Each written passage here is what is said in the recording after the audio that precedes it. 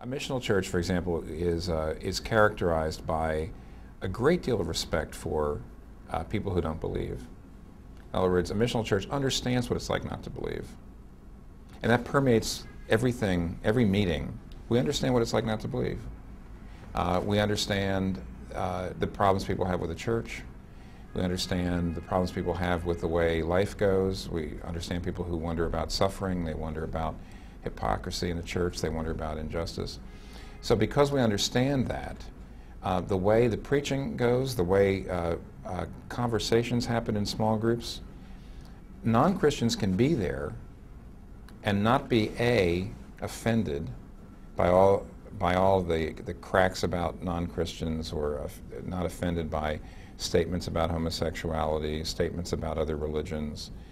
They're not offended, and secondly, they're not totally confused. Because instead of just using evangelical subcultural jargon, we're always, in all of our conversations, everything from the education to the worship service to the preaching, we're always connecting the gospel to baseline cultural narratives, problems, hopes, aspirations. When non-Christians come in, they see that we inhabit the same world. We read the same magazines. We're struggling with the same issues in the neighborhood. They see that we're really being Christians in the same world that they live. And that has to, there's an awful lot of evangelical churches where a non-Christian comes in, they can't understand the jargon. They see an enormous us-them mentality. You know, there's us good people and there's you bad people. All of the things that are obsessing the Christians that they talk about are not the issues in the neighborhood. They're not the issues in the Christians are not concerned about the common good. They're really just concerned about their tribe. So when a non-Christian comes in and they hear all this talk, they're confused or offended and they're out.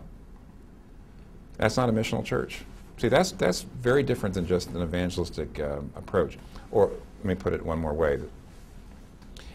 One of our church planters from here who was trained here started a church in Berlin.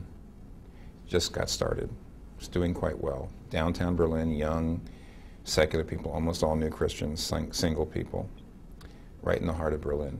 And he came back and gave us a little a video of a girl, a young woman who'd become a Christian. And he translated, it was in German, but what struck me was she told the story of how she became a Christian. She got to know Christian, which is the name of the pastor, and he talked to her about Christianity and gave her a book. And as she read the book, she came back and she said, "You can't be a Christian. You're just like me. You've read the same things. You're concerned about the city. You're concerned about all the... You're just like... You can't be a Christian. You're just like me. Christians aren't like me." And then she said, "But then I realized you are a Christian and you're just like me, so maybe I could be a Christian." Now, in other words, she saw that he had similar sensibilities. He was truly German. He was young. He was hip, actually. But he was also concerned about the same problems she was in the world, and he was addressing them with Christian resources. And I think an awful lot of non-Christians listen to Christians talking about the problems of the world, and they're a whole different set of problems. They don't hear Christians concerned about the same problems they're concerned with.